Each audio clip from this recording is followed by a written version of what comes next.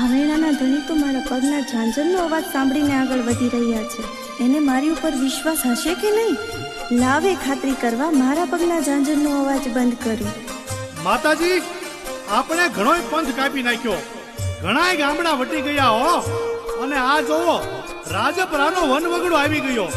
હવે થોડુંક આગળ હાલશું ને તો હમણાં ભાવેણાના મિનારા દેખાવા માંડશે. એ હાલો માતાજી હાલો. ખોડલની લગની લાગી,